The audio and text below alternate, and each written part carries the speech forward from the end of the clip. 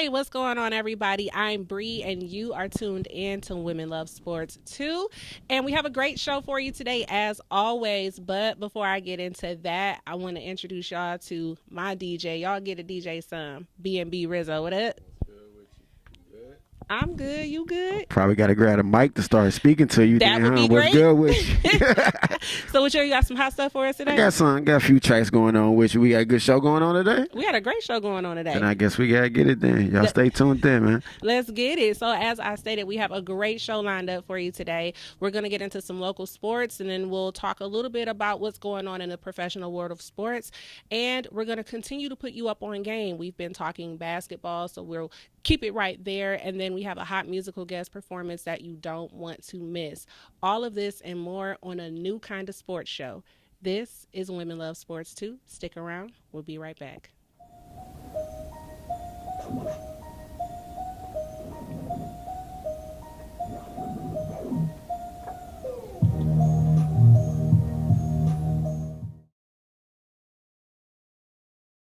Who said it's a man's world?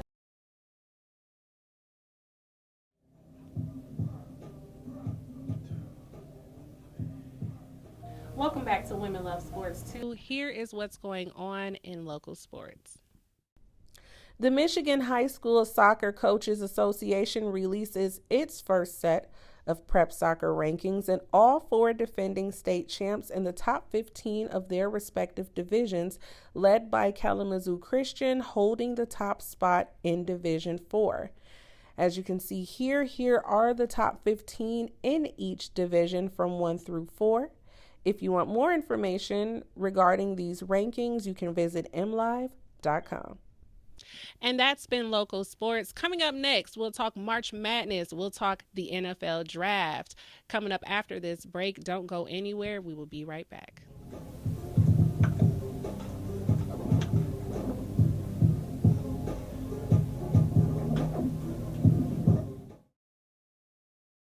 Who said it's a man's world? Welcome back to Women Love Sports 2. March Madness, a lot of brackets and a lot of hearts were broken by a couple of upsets, I'll say. So let's get into this March Madness talk. The 2024 March Madness tournament was nothing short of exciting. Usually in years past, the tournament has been known to draw viewers to the men's side and leaving the women's tournament to feel like somewhat of an afterthought. But in recent years, that narrative is changing. With teams like Iowa, LSU, and South Carolina, and players like the one and only Caitlin Clark, the rise of women's NCAA basketball is here, and our eyes were glued to the women's tournament. This tournament had its historic moments, with Caitlin Clark contributing heavily to history before closing the door on college hoops and preparing for a professional career in the WNBA. Now, some of those historic moments in her career include breaking the NCAA single-season three-point record for any gender. She also reached 480 points for her career in the NCAA tournament, breaking a record held by the legendary Tennessee forward Shamik Holdsclaw. She also recorded a record 59 30-point games. That includes 22 this season, the most by a Division I player in the past 25 seasons, and that's just to name a few. But it wasn't just Caitlin who etched her name in the NCAA history books. Last year, South Carolina got knocked out of the tournament by Iowa, and this year they came to exact revenge, defeating the very team that stopped them in their tracks last year and becoming the 2024 tournament champions. But the win wasn't as nearly as impressive as the fact that it came with a perfect 38-0 record, becoming only the 10th team in Division I history to go through a season without a loss. To take it a step further, they also accomplished this after they lost all 5 starters from last season's team that took the L to Caitlin Clark's Iowa squad in the national semifinals. A teary-eyed Dawn Staley had this to say following her team's perfect season.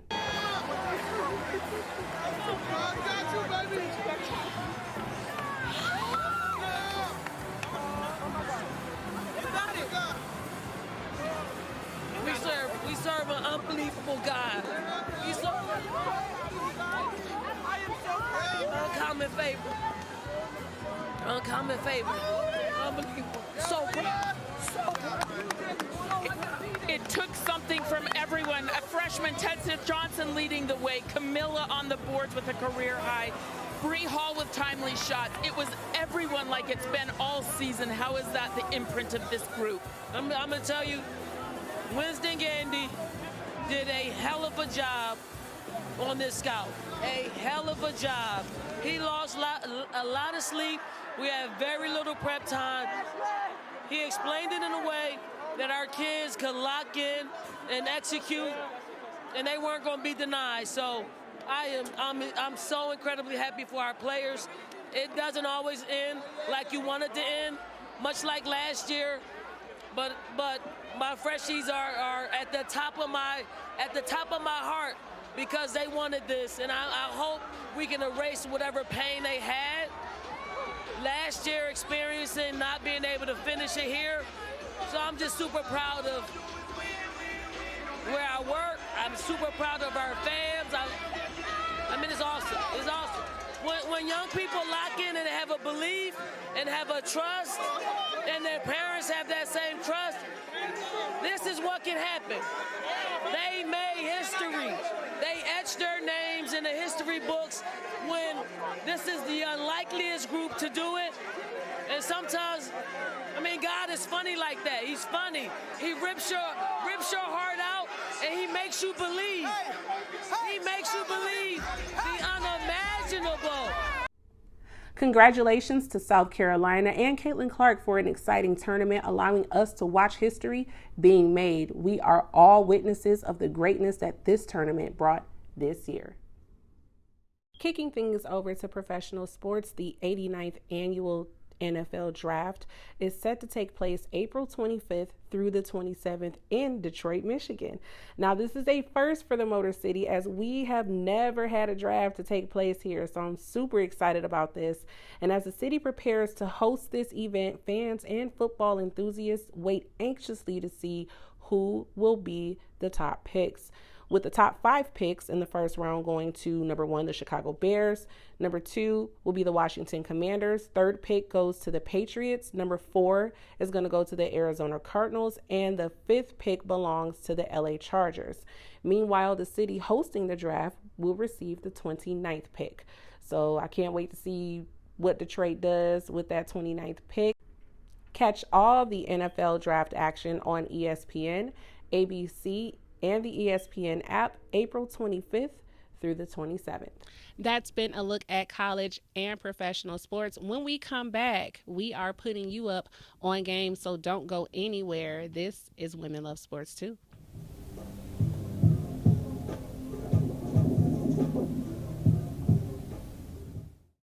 Who said it's a man's world?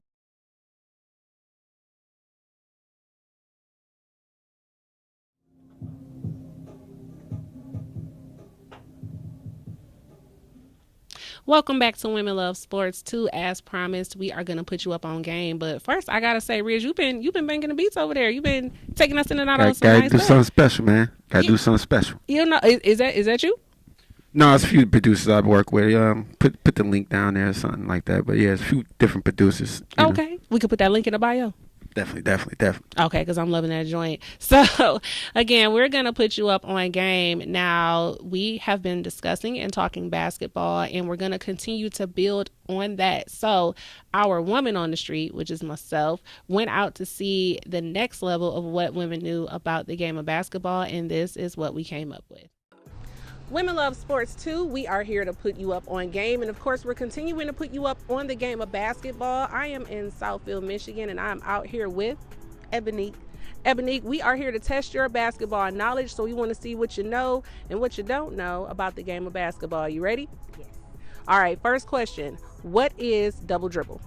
When you dribble and pick the ball up and then dribble again. That's right. She got the first one right. All right, Miss Ebonique, second question. How many points do you get for shooting beyond the arc? 3. Correct again. Next question. How many points do you get for a free throw? 1. She on fire, y'all. Okay, last question. This is true or false? True or false? At halftime, the teams will then switch baskets and they'll finish out the game on each other's basket. True. That's true. That's right. That's right.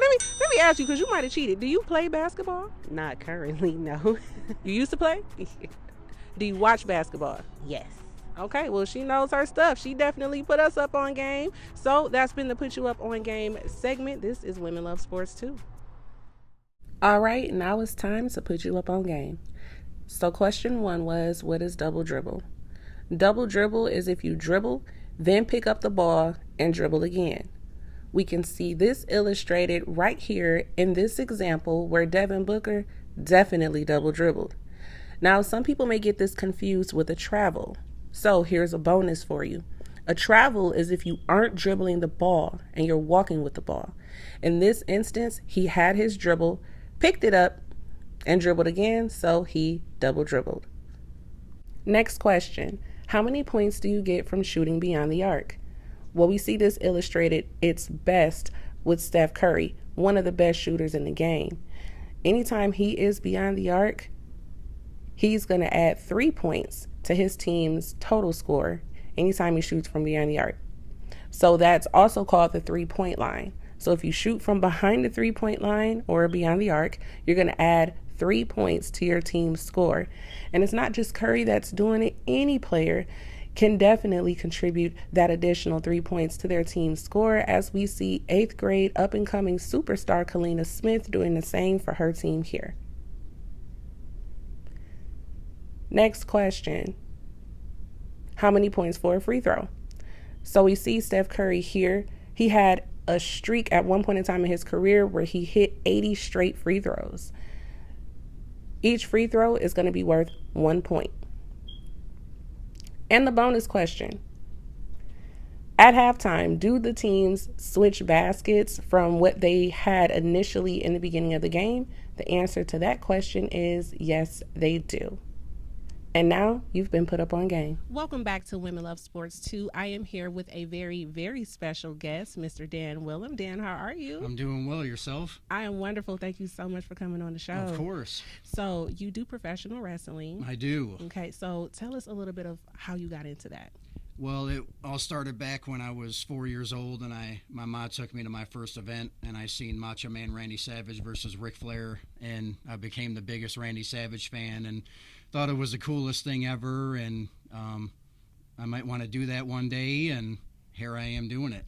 Awesome. So you're living your dream. I am, definitely. Now, your persona, your character. Yes. Is this an extension of you? Is this someone that's completely detached? Is it an alter ego? How did you come up with your character persona? Yeah, my character persona is known as the Lost Soul, Danny Blaze, and he started when, unfortunately, when I was 9, going on 10 years old, my dad tragically passed away, and that's where the Lost Soul comes from. My dad was my best friend. He was my hero, and I just felt lost, and I've always been a big Marvel fan, and the Blaze comes from Johnny Blaze, so it's Ghost Rider. So, and if you see some of my pictures and whatnot, you can kind of see the resemblance. I got a nice leather jacket and everything. So, yeah. But yeah, that's where Danny Blaze came about. Wow, and I'm sure your dad would be very proud of you. I sure hope so. Absolutely. And then, so you talked about a bit of your costume and how you. Yeah. So that was completely inspired from Johnny Blaze. No, like my entrance jacket is from that, but like my attire that I wear, my pants and kick pads and stuff like that, that's all over the place. Like I have a gear set dedicated to my grandmother, and my pants are nothing but flamingos, and I have yellow roses on my kick pads, so it's pretty wacky. So they're all over the place. It sounds pretty cool. Now, this is something that I've always wanted to know, because I never really 100% got into the wrestling. I got into it here and there, but the acting, like, is it what is that? Like, is it something that you kind of set up between certain fighters, or is it like, hey, okay, you guys are fighting, so you got to come up with some drama, or how does that work? Exactly. Yeah, that's pretty. I mean, and it could be all over the place too. I mean, some guys just have real good chemistry, and some guys can just not even say anything to each other and go out to the ring and have an awesome match. But it's all it's all who you're matched up with and everything like that. And the more reps you get, the more comfortable you're going to be, obviously. So there's a lot of factors that play into it. But there's we like to definitely keep some mystery in there, so especially for the crowd and even for ourselves too, because the way you react to certain things. So, yeah. Definitely. Now, you not only do wrestling here in Michigan, but you have traveled as well. I have. Talk about that experience. Yeah, my debut match, as a matter of fact, I drove all the way out to Colorado for that. That was in Denver, and I've been, Florida, Ohio, over to the East Coast, and just anywhere where I can get my feet wet. It doesn't matter to me. I'm gonna make the trip by any means necessary. That's the way I look at it. I love that. Yep. And finally, Dan, what would you like to get out of professional wrestling? Is this something that you want to continue to do? Is this something that you're doing for the moment? Like, what does that look like? Yeah, I'd love to. Like when I know my time's up, like, when I just can't cut it anymore in the ring, as they say, and I need to hang my boots up, I'd love to stay involved in wrestling somehow. It's my comfort area. It's where I feel normal, and I can get away from reality and just, be consumed with the thing that I love. So I'd love to definitely stay in it somehow, whether it's backstage, coming up with storylines and stuff like that, maybe even doing some commentary somewhere and stuff like that. But no, I definitely like to stay within it after my time's done. I love that. Kind of like how I'm staying in sports, doing Women Love Sports too, after Absolutely. my time on the court playing basketball. There you go. I love that. Yep. Now, if people want to watch your matches, if they want to follow you on social media, how would they do that? They would follow me. My Facebook page is Danny Blaze, BXB, and then on Instagram and X it is all lowercase DNYBLZ BXB. So that's how you can find me on social media. Awesome. Well, we know where to find you. We know what you got going on, so we will definitely be on the lookout. I want to thank you so much for coming and joining the show, Dan Willem, a.k.a. Danny Blaze. Yes, ma'am. Yes. Coming up next, we have an amazing debate that you don't want to miss, so stick around. This is Women Love Sports too.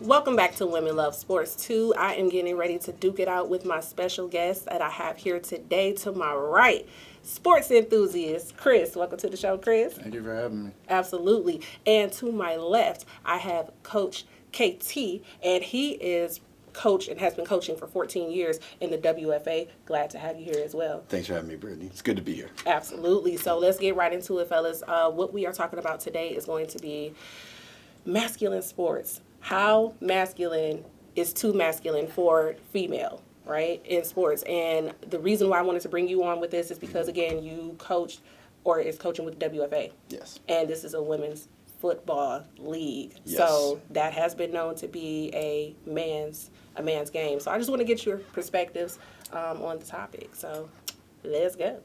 Well, I'll tell you, it's the Women's Football Alliance full contact tackle football.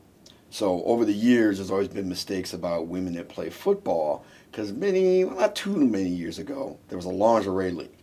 Yep. I mean, they were athletic, but maybe minus a few extra clothing. And it disbanded. The league I'm in, full contact, helmets, shoulder pads, they get after it. And so if you were to see footage, sometimes you're thinking you're looking at pretty good college players or really good high school. Very talented females, some as young as 18. The Tampa Bay quarterback from a few years ago, she was 50 years old and could play. So it's wide open. It's very competitive. Okay. And so with coaching in a league like that, what was your initial perspective when you first started, like, coaching women who are playing full tackle football? Because you did mention the lingerie football league, which they did switch to Legend Football League. Yeah. And I don't know if they, I think they're a little bit more covered now than they were before. They're not completely, you know what I mean? But I'm not sure if that concept is kind of the same as what's going on with what you're when you talk to the young ladies or, anybody involved in the WFA, people just don't even talk about the lingerie league. As a matter of fact, I'm probably talking about it too much now.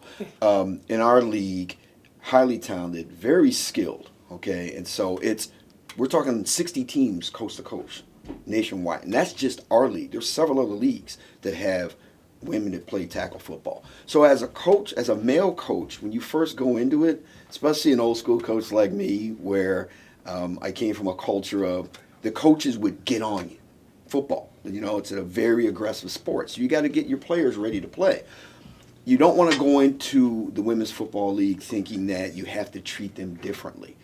You have to make some modifications to your coaching style, but you still need to treat them first and foremost as football players. You do that, you're going to be successful. Chris, I want to get your input on this. How do you feel regarding, do you think that football is too masculine for females to play?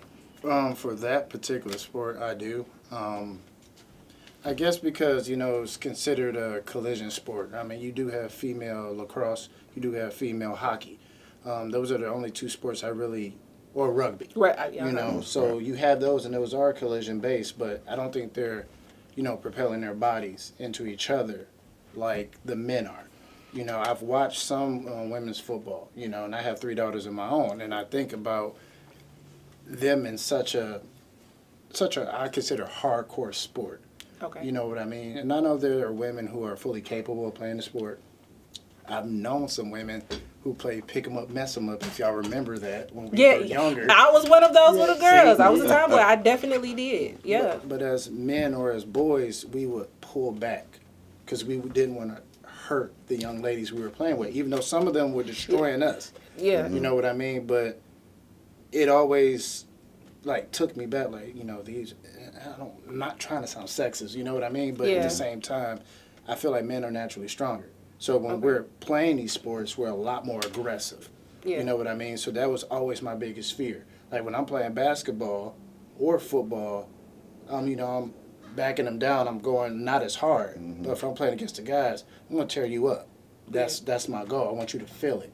So that's always been my biggest fear about really hard sports. Even though I know women are capable of doing anything or just as much as men can, if not better, it's just the collision sports is what bothers me the most. Now, if that's collision sports, again, with, it's an all-female football league, so they're not playing with guys. Again, as you stated, women, we can do it too. If we, you know what I mean? And it's proof of that with the league that you're coaching in. So with that being said, man, time is up, but I just want to get this in really quickly. So you're for it. You say that there's no sport to suit. You are against it. So and I'm all for it. Again, I did play pick 'em up, mess 'em up. They did not go lightly with me. They didn't, and I didn't want them to. So it just was kind of like I was out there. When I'm an athlete, I am an athlete, and that's just how I looked at it. So I definitely want to thank you, gentlemen. We're gonna have part 2 very, very soon. All right, DJ letting us know it's over. So we'll have part 2 coming soon. If people want to follow you on social media, what are your social media handles? You can follow me at UY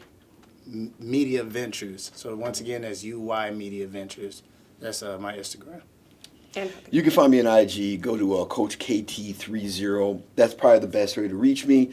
You can scroll through Facebook. It's listed as Keith Thomas, along with the other 2 million Keith Thomases. But hit me up on IG, and we'll talk a little bit more and see how many women out there want to suit it up and play some tackle football. I love that. Thank you, gentlemen, so much for coming on the show. And I want to thank you all as well for tuning in. We have more Women Love Sports 2 coming up, so don't go anywhere. We'll be right back. Welcome back to Women Love Sports 2. We have given you local and professional sports news. We've duked it out a little bit, and we even put you up on some game. And now it is time to vibe out. And this artist we're getting ready to vibe out to is making waves all over the city of Detroit, and she's only 10 years old. Y'all give it up for Super T and her new single, Bestie. What's up, T? What's up, Bestie? What you doing? Oh, the usual. Just playing Fortnite. Me too. Yeah, you want to have a play date today? I'm down, but I have to ask my mom. Alright, make sure your mom knows we're going to have a play date today. I'll let my mom know too. For sure. Alright. That's my dog, I'm his dog. dog, that's my best friend. Matching outfits, matching chains, yeah, we doing it big. I'm a rapper, baby trapper, you know he an actor. Two famous kids in the city had to come together. That's my dog, I'm his dog, that's my best friend. Matching outfits, matching chains, yeah, we doing it big. I'm a rapper, baby trapper, you know he an actor. Two famous kids in the city had to come together. We hit the mall, we hit the movie, yeah, we ballin' out. He spin the tag, I flip a bag, must I brag it out? We don't hang during the week, that's focus on education. That's the situation, see y'all don't pay attention. That's my dog, young Bonnie and Clyde. We in my world, gotta protect his eye. That's my dog, I'm his dog, it's my best friend. Matching outfits, matching chains, yeah, we doing it big. I'm a rapper, baby trapper, you know he an actor. Two famous kids in the city had to come together. That's my dog, I'm his dog, it's my best friend. Matching outfits, matching chains, yeah, we do the big. I'm a rapper, baby trapper, you know he an actor. Two famous kids in the city had to come together. That's my dog, that's my dog. I'll slide for my bestie. You the one, you the one. I'll slide for my bestie. I'm his best friend. That's my dog. That's my dog. I'll slide for my bestie. You the one, you the one. I'll slide for my bestie. That's my dog. I'm his dog. That's my best friend. Matching outfits, matching chains. Yeah, we doing it big. I'm a rapper, baby trapper. You know he an actor. Two famous kids in the city had to come together. That's my dog. I'm his dog. That's my best friend. Matching outfits, matching chains. Yeah, we doing it big. I'm a rapper, baby trapper. You know he an actor. Two famous kids in the city had to come together. That's my dog. I'm his dog. That's my best friend. I'm a rapper, baby trapper, you know he an actor. That's my dog, I'm his dog, that's my best friend. I'm a rapper, baby trapper, you know he an actor. Doing it big. Love that. Oh my God, that was such an amazing song. You did a great job. Thank you for performing. You're welcome. So, I want to know, because you're 10, right? Yeah. What got you into rapping, and how old were you when you first started to rap? Like when I was 5 when I started rapping, and how I started to rap was that like I saw my dad was like not performing well, writing his new song, and I asked him, can I perform, and he said yeah. And was that your first performance like ever in your life? Yeah. Okay, I love that. And do you have any artists that you're influenced by? Yeah. Little Dirk, Little Baby, and Sada Baby. Okay, big ups to Sada Baby, doing it big for the city. And how did you come up with the name Super T? How I came up with the name Super T was that my dad, I was like running in the house with a cape on, and my dad asked me what do you want your rap name to be? And he said, then I said Super T because I thought it was going to be a cool superhero name. And it is. It's a cool superhero name. It's a cool rap name. And you're definitely making some waves out here. If people want to hear your music, if they want to follow you on social media, what are your handles and where can we hear more of your music? Say that again? So if people want to hear more of your music or if they want to follow you on social media, how can they do that? Oh, just follow me on Instagram at Super T Major. Super T Major. Well, Super T, you did a majorly good job here on the show. Again, I want to thank you so much for stopping by and blessing us with that performance. Continue to do what you're doing because you're absolutely amazing. And I want to thank all of you as well for tuning in. Until next time, remember, who said it's a man's world? Women love sports too. We'll check you guys next time. That's my dog, I'm his dog, that's my best friend. Matching outfits, matching chains, yeah, we doing it big. I'm a rapper, baby trapper, you know he an actor. Two famous kids in the city had to come together. That's my dog, I'm his dog, that's my best friend. Matching outfits, matching chains, yeah, we doing it big. I'm a rapper, baby trapper, you know he an actor. Two famous kids in the city had to come together. We hit the mall, we hit the movie, yeah, we ballin' out. He spin the tag, I flip a bag, must I brag it out? We don't hang during the week, stay focused on education. That's the situation, see y'all don't pay attention. That's my dog, young Bonnie and Clyde. Well, he in my world, gotta protect his eye. That's my dog. Who said it's a man's world?